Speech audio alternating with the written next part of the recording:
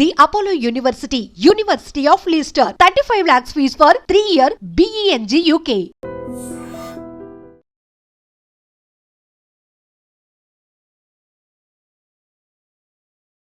Welcome to iDream news. This is Pawan.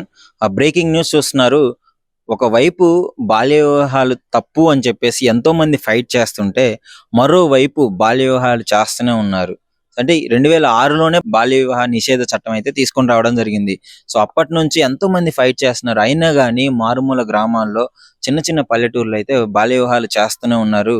పిల్లల జీవితాలతో ఆడుకోవడం జరుగుతుంది. సో వాళ్ళకి చాలా ప్రాబ్లమ్స్ వస్తాయి ఈ విధంగా చేయడం వల్ల. కానీ ఇష్టం వచ్చినట్టు అదే ఆనవాయితీని సంప్రదాయంగా మార్చుకొని ఎంతో మంది ఈ విధంగా చేయడం జరుగుతుంది.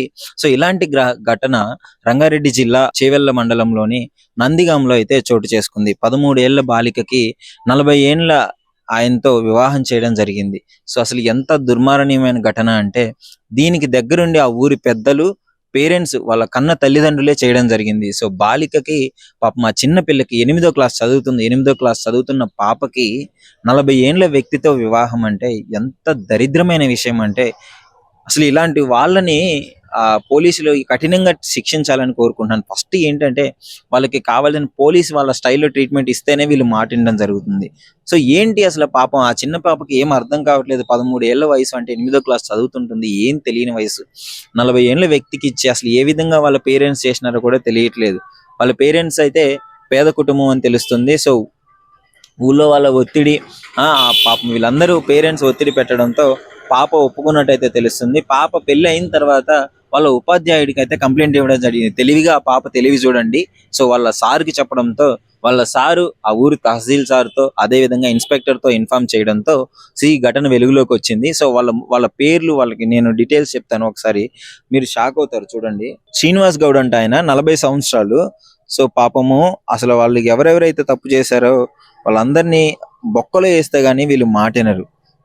ఎవరైతే ఆ శ్రీనివాస్ గౌడ్ పాపం చిన్న పిల్ల, అసలు వాడి బుద్ధికి ఏమైంది? 40 ఏండ్లు వచ్చినాయి కదా.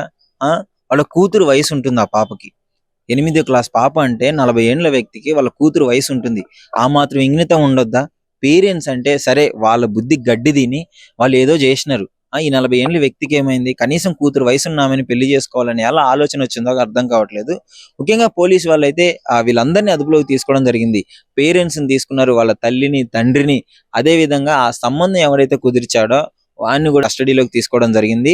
సో ముఖ్యంగా పెళ్లి కొడుకు మీద పోక్సో కేసు కూడా వేసే అవకాశం ఉంది. ఎందుకంటే 8వ తరగతి చదువుతున్న బాలిక, డెఫినెట్లీ పోక్సో కేసు అయితే పడేటట్టు అవకాశం ఉంది. అదే విధంగా 2006లో బాల్య వివాహ నిషేధ చట్టం కింద కూడా కేసు నమోదు చేయడం జరిగింది. సో ఇప్పుడు అందరూ ఊసలు లెక్కబెట్టాల్సి వస్తుంది. ఆ చిన్నపిల్ల తెలివిగా ఒక్క చిన్న పని చేసింది. వాళ్ళ ఉపాధ్యాయుడికి చెప్పడం జరిగింది, చాలా తెలివైన పని చేసావమ్మా నువ్వు.